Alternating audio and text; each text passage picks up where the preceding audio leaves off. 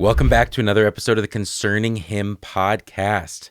It's been quite the hiatus. We've been off for a number of months, but we are back with another podcast, one today and more to come in the future. Today we have on Joel Carter. He's still working at Emmaus, but his job has changed since the last time we had him on. I'm excited to hear about what he's doing now at Emmaus. The main topic we're talking about today is Emmaus now has a different name. We are no longer Emmaus Bible College, but we are now Emmaus University. We've also added a master's program. And so today with Joel, we're going to be talking about what exactly is a university, why make a name change away from Bible college, should we be afraid of mission drift, and then what's going on with this new master's program. For more information about Emmaus, please visit emmaus.edu.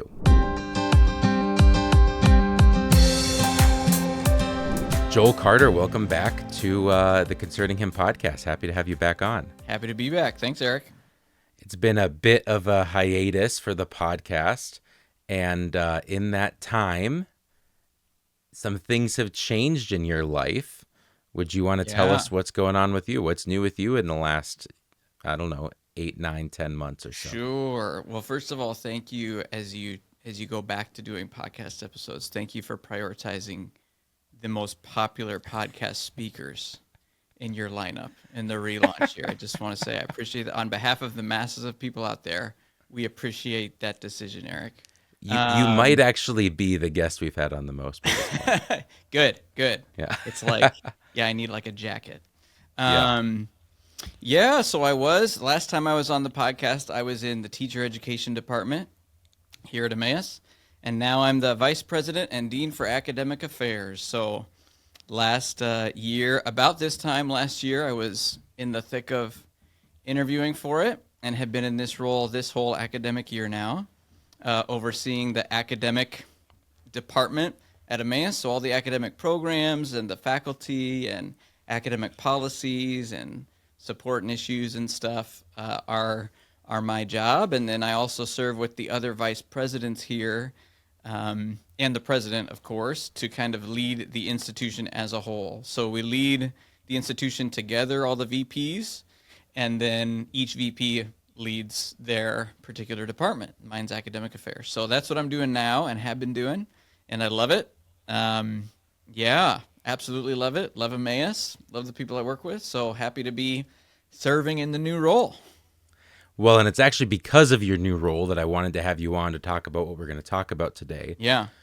In that same time period, since we've last done a podcast, there's been another significant change at Emmaus, right, which is the words that come after Emmaus have changed. Yeah. No longer Emmaus Bible College, and now Emmaus University. That change was announced about in the fall, correct? Yeah, I think it was mid-October. Yep. You could look up the exact date, I'm sure, but it was around then, yeah. Emmaus University now. And I want to talk today some about what that means exactly. Why go through a name change? What is a university versus a Bible college? And what's changing along with the name, if that makes sense. But how about we just get started with what exactly is a university? Yeah, great question. So and there's not a one-size-fits-all answer. So if you Googled what is a university, I think what you'd find is the basic agreed-upon definition is a institution of higher ed or a college that offers a variety of programs. So it's not a school where you go there for just one thing. Obviously, the biggest universities have like entire colleges under their university banner, and we're certainly not that big, but we have a robust catalog of programs, over 15 programs. Of course, we're known for the Bible program, which every student majors in, which is who we are and continue to be, which we'll talk about. But university just means we do more than one thing, and in general, if you're looking into a university or going to a university, you're going to a place where multiple disciplines are represented and multiple programs in multiple fields are offered. So that's kind of your university basics. You can find universities much smaller than Emmaus that offer like 3 programs, and obviously the biggest universities offer, a gazillion different programs. So with that in mind, did something significant change recently that caused Emmaus to say it's time to no longer identify as a Bible college, but then to instead identify as a university? Why not make this change a long time ago? Why do it now? Yeah, great question. And the answer is no and yes. So the no part of has something changed that has prompted this. By no, I mean, Emmaus was started in 1941 as a Bible school for people who wanted to study the Bible, and it was that for a long time. This is a very quick history lesson on Emmaus, but our alumni and constituents would be familiar with the story. Started in Toronto, moved to Oak Park, eventually in the 80s became accredited by what is now the Association for Biblical Higher Ed. So that was kind of a big step in terms of credential and recognition as a legitimate place of higher ed. And then in the 90s, Emmaus offered their first professional program, meaning their first non-Bible program, which was in teacher education, in elementary education. And so that was a big step too, right? Like before that time, people came to study the Bible. That was more or less what we offered, with some variety in there, some ministry, missions variety in there. So I by no means am trying to be simplistic, but by taking the step to add professional programs, what we were saying was our mission, which is to educate and equip learners to impact the world for Christ, enables us to teach the Bible to people and to keep people from having to decide between Emmaus for the Bible and secular public university for the job training, right? The idea that you can come here and you can not only learn the Bible, you can learn the Bible and be prepared for a professional vocation fit really well in our mission. So in the 90s that happened, and then over the next 20, 25 years from our era, Eric, when we were students, I mean, when we came, there were a lot more until where we are now, yeah, which is business and technology and applied math and computer information systems and cybersecurity and teacher ed and LEd and secondary ed and ESL and nursing and counseling psychology and educational ministries, camp ministry, family ministry, ministry leadership. And we have partnerships with schools, right? Like our nursing program through NICC, our local community college, is really successful. And we have partnerships with University of Dubuque to have our students just access to a variety of programs. So that has been true of us for decades.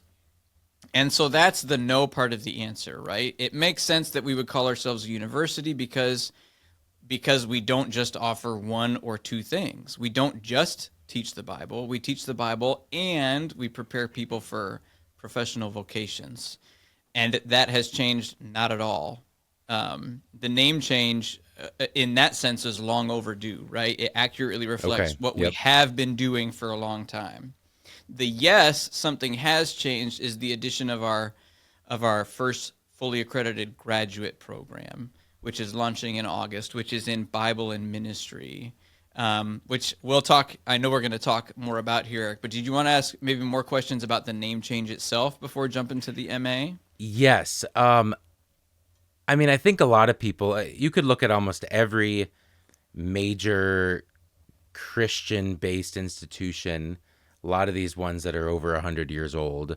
Yeah. And a lot of them, I would say almost all of the ones that have quote unquote gone liberal, which I don't want to dive into that phrase, but you know what I mean when I use that, right? They would still have some sort of divinity school, some sort of seminary, but most Christians around the globe, most evangelical Christians would not view that as a great place to go learn. A lot of those schools started off really solid with really good teaching, and then the phrase that gets put on this is mission drift, right? Yeah. Over time, other things become a priority, and through many different ways, you kind of go away from what that original core was. Mm-hmm. I would not fault anybody if they heard Emmaus Bible College, and they hear Bible College, and you're going to think conservative, and they're sticking to the Bible, and conservative in what I mean by that is not politically, but conservative theologically Yeah. conservative in their desire to stick to the Bible. And Yeah. what did they do? They dropped the Bible out of there and they just wanted to become Emmaus University.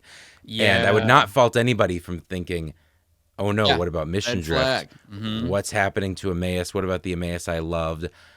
What do you have to say about all of that? Yeah. Well, I mean, first off, I would say I agree with you that it's a normal reaction, the red flag reaction, especially for people like us who came to Emmaus, got the Emmaus experience, um, and believe in what it is, and then you hear about something as seemingly drastic as this, right? And the kind of the tagline we put on it when we announced it was "Same mission, new name." Um, and the idea is, so the short answer is, we're not going secular, we're not going liberal, we're not drifting from mission, right? Um, so the question then is, well, then why change the name? If you're not changing anything about who you are at the core, why change the name? And the answer is actually pretty simple. We want people to know who we are, and it has been a struggle to when people see Bible college, they think they train pastors. Um, I'm sure you, Eric, have had anecdotal conversations with people or people who see on your resume or hear that you went to Bible college and you're like, oh, do you want to be a missionary or a pastor? It's like, Mm-hmm. no, I just wanted to learn the Bible because I'm going to be a Christian for the rest of my life, right? That good old uh, Dr. Sanchez response, which is what we believe, right? Like the Bible's not just for pastors. Yeah. I came to Emmaus and became a public high school teacher, and I was a better public high school teacher because I knew the Bible. That's what we believe. You're a better nurse if you know the Bible too, and a better businessman and IT person and counselor because you not only are trained in your field, but you know the Bible. Okay, I'm preaching to the choir here. That's who we are. So people see Emmaus Bible College, and the hump we had to get over and tried to get over for a long time was that we don't just teach the Bible. Every student's a Bible major. It's the core of our engine because it's the one thing every student must do, must major in, no matter what. But it's not the only thing we do. And you don't have to choose the University of Iowa over Emmaus because you want to be a professional and you feel like you can only go there. So what we decided was Emmaus University more accurately conveys what we do to people. We are Emmaus, right? Emmaus means the things concerning himself from our key passage in Luke. And so now, so we felt like it was a valid change for that reason, and it would enable us to speak more freely and accurately to potential students about who we are and what we do. Now, that doesn't, like in a sense, okay, I'm the VPAA and I'm telling you this. You either trust me or you don't. If you're listening to this, you're probably inclined to trust me or you wouldn't have clicked on the podcast, right? I'm telling you the truth. I'm not lying to you. We've changed nothing about our Bible requirements. I sit in on the cabinet meetings. I'm part of the cabinet. We're not going away from who we are. In fact, we're trying to find more ways to double down on who we are, which the MA is a great example of, which we'll get to. We want to serve as many students as we can with our mission. And so since the name change, Eric, for example, our marketing VP, Tom Cook, here's an example of the way we've seen the positive change. He goes to, I can't remember the name of these fairs, right? It's a fair where there's a bunch of booths set up. In years past, so there's a table, big banner, says Emmaus University on it. In years past, he'd get 2 or 3 people come to his table. And this is actually at a fair where he's not allowed to talk to people. No one there is because they want to level the playing field. So the school who brought 10 counselors can't pounce on 10 people, and the school who could only afford 1 only gets 1. No one can talk to anybody unless they come to the table.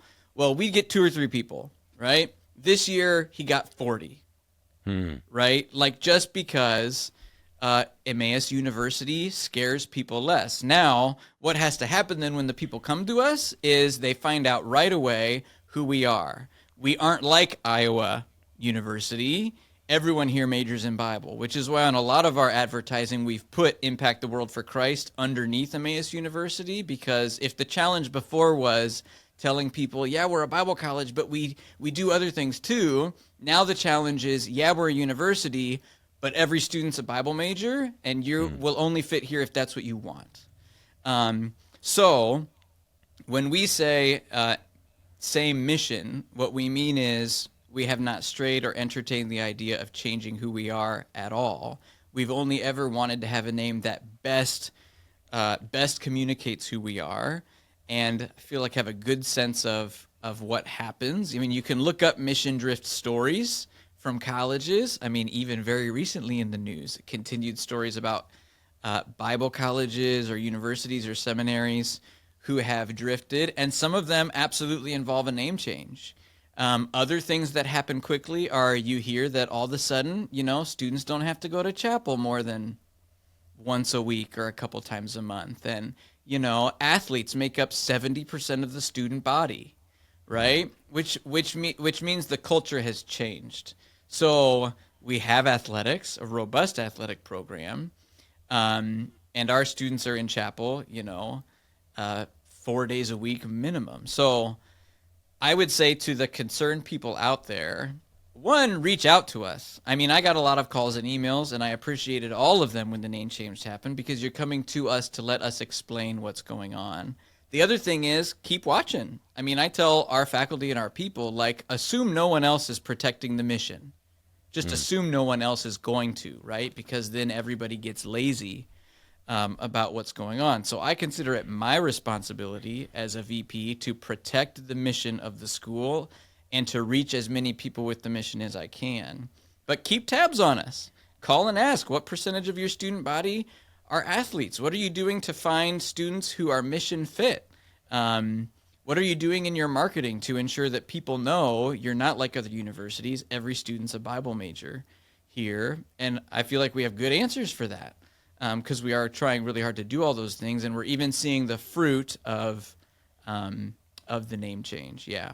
So that was a long ramble, Eric. Did I answer all of your questions? That was very helpful. One of the, I guess in a way, what would come to mind if mission drift is going to happen at a school, yeah, it would happen in one of two ways, probably a combination of the two. One of which would be the types of students that you bring in that change the culture. Changes the experience, yeah. In Emmaus' situation, that would look like saying, well, maybe we're not requiring a statement of faith. Maybe we're not requiring... or a lifestyle covenant, yeah. Yeah. The other aspect would be the thing that you oversee, which is what is being taught in the classroom. Totally. So from your position as the Vice President of Academic Affairs, who you oversee the faculty, how are you specifically in your job ensuring that mission drift does not happen at Emmaus University? Great question. So first thing is hiring practices. First and most important thing is hiring practices. So I've heard a couple horror stories recently about, Christian schools or universities and students going in, and it turns out their professor believes hardly anything that anyone would call remotely conservative or biblical, right? Those schools that look religious, but on important social issues and issues of scripture and stuff are totally left field. So calling the dean and saying, how do you hire people? How do you hire faculty? So when we are hiring a new faculty member, we put them through the ringer. So what that means is, I ask for a resume and cover letter. I give them a questionnaire, 5, 6, 7 pages of explanation about a variety of issues, but one is doctrinal statement. Not only do you agree with it, but how do you feel about it? To what extent do you agree with it? We have position statements on human sexuality. Send it to them. It's a 3-page write-up that our Bible department did. Can you affirm this 100%? Something I'm doing more of is read our student handbook. Look at what we expect of our students in terms of their lifestyle and the covenant they're making by being here and their behavior. Can you support this kind of culture?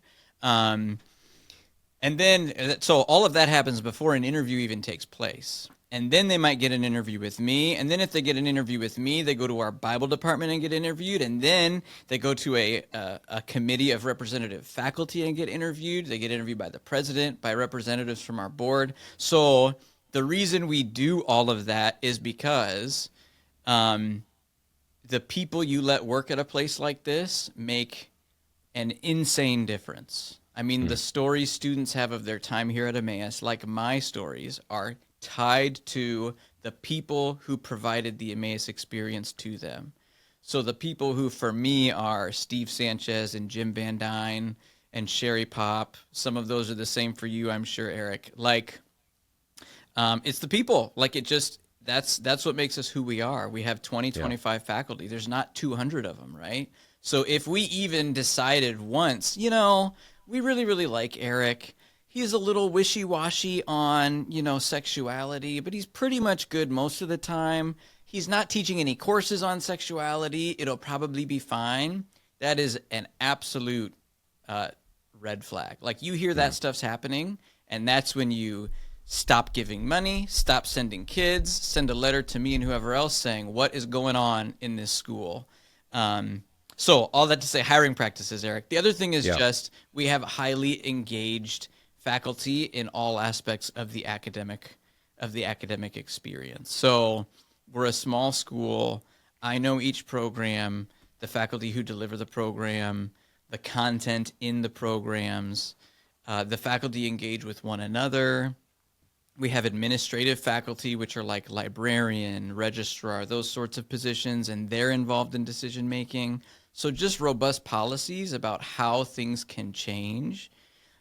So for example, I don't know what schools do, if, for example, we decided, chapel, let's just do it one time a week.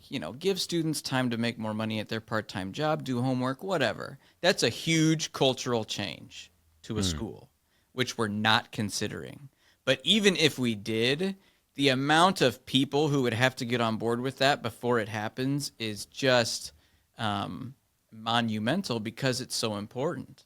We're even having conversations now because we had a great incoming class this year, and next year looks great too, about size and how big will be too big for Emmaus? Like, at what point will the experience change in a way that we need to be talking about now so that we don't end up someplace we didn't intend to end up in terms of the experience? So that's what I got for that answer. Eric, you got any follow-ups to that? No, I think that's a great answer, and I think, I think that helps check a lot of boxes for people who would be worried about, oh no, you dropped the Bible out of the name. What's going to happen to this place that I love? Totally. We've kind of teased it enough now. I think we want to talk about the master's program, this new program that's coming. Tell us about it. What is it? What type of master's is it? What are we studying? All these types of things. Tell us about this master's program. Yeah, so the master's program is a Master of Arts, or MA, in Bible and Ministry. So this is an example of we are Emmaus. We know who we are. I know who we are in my bones. We're always looking for ways to serve more people with our mission within the bounds of our mission, right?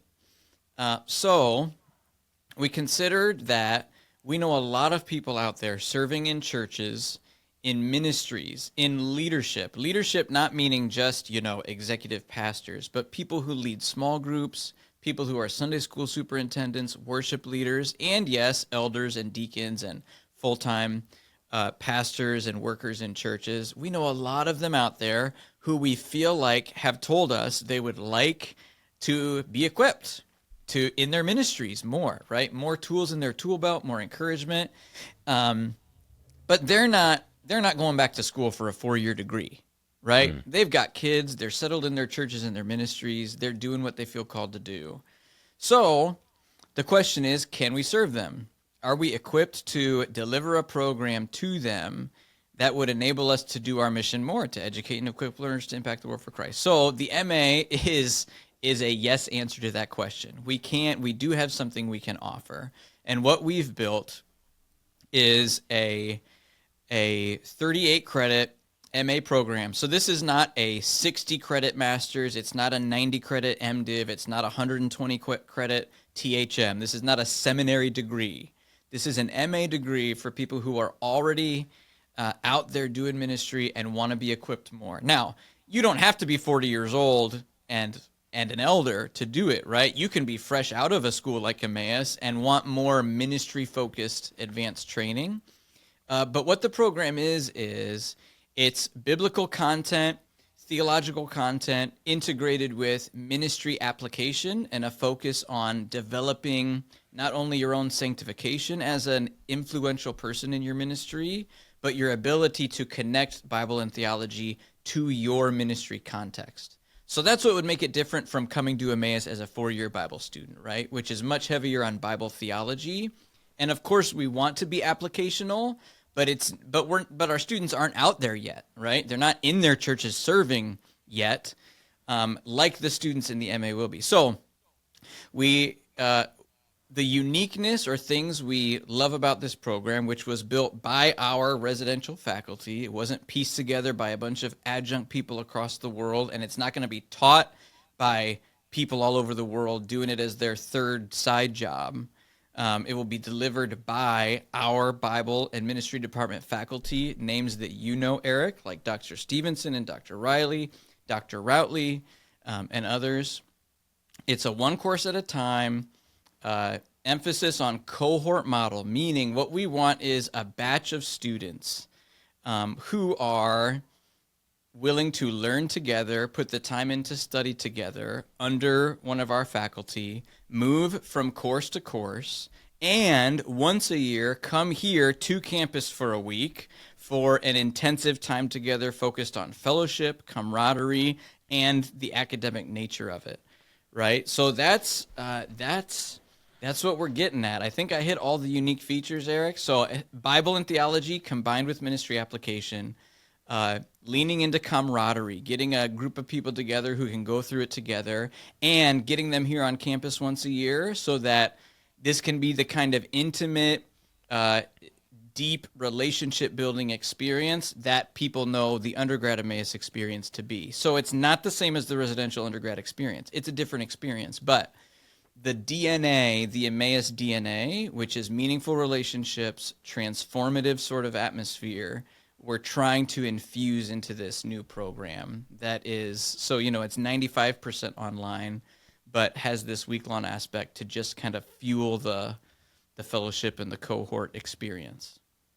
That makes sense.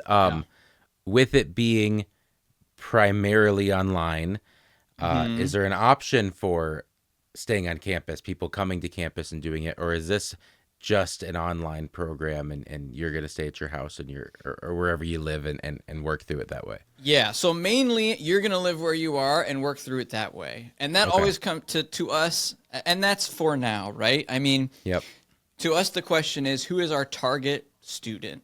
And the answer to that question is not someone who can move and spend 2 years in Dubuque. It's somebody who's out there, has a family, has a full-time job, and is serving in a ministry that they don't want to leave. So for that reason, we've built it to serve that student primarily. If we find that we have a bunch of those students and we have a bunch of other students who want to roll right into it out of college or something, we could always revisit that if it's a service. But what we're anticipating is that students, the best way to serve these students is to enable them to fit it into the rhythms of their life by having it delivered online. But we don't want it to be a paper mill program, which means like you can take a course here and then take, a year off. Like do it when you want. Your professors don't know you, you don't know them. You're with 10 different students every single time you're in a course, which is why we've built in that week-long in-person thing. And the cohort model, right? So the idea is when you get in, you're with these, dozen other people in other ministries, you're learning from each other, and you want to keep going through it together. It incentivizes you to stick to it, right? One course at a time. And it incentivizes you to get on campus and meet everyone in person for this, this unique week of in-person fellowship. So that's what we're going for. That's how we think it's best experienced. So that's what we're going for now as we launch it anyway. And when are we launching it? So we just a couple weeks ago, we put all the info online, full program handbook. We're accepting applications. The first cohort will launch in the fall. So very end of August will be when the first course for the first group of students will be offered. The courses are 8 weeks long each. So You do an 8-week 3-credit course, and then you move right into the next one. There's some breaks, over Christmas, stuff like that. But that's the idea and the pacing. So you can go to our website. You can go to emmaus.edu, hover over academics, and there's an MA in Bible and Ministry tab. It'll have, all of what I've said. It'll show you the faculty. It'll show you who to contact if you have questions, and get you the information you need about it. Could you give us some examples of some of the classes? Oh, yeah. So there's kind of different chunks. I'd said there's Bible, there's systematic theology, and then there's ministry application. So you've got things like OT survey, new T survey, right? Much more rigorous and compact because it's grad level and not undergrad level. But that's your biblical content. And then you have courses on hermeneutics, how to study the Bible. And then you got courses in systematic theology, right? The key doctrines of our faith. And then you got a lot of courses in ministry application, things like preaching or teaching or discipleship, or counseling. A good chunk of it is those courses. So it's kind of split into those chunks, if you will.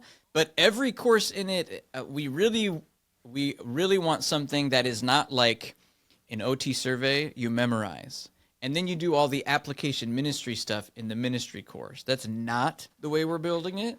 We're building it as in every single course, no matter what the content is, the assignments and the learning activities you do are geared towards your ministry context. So if you're an elder or a pastor preaching consistently, in OT survey, you're doing work that forces you to think about how to use this in your preaching ministry, or your Sunday school ministry, or your small group ministry, or if you're a missionary on the field, how can you weave this into your ministry? So that's the DNA of the program that the guys have done a great job building and that we're excited about.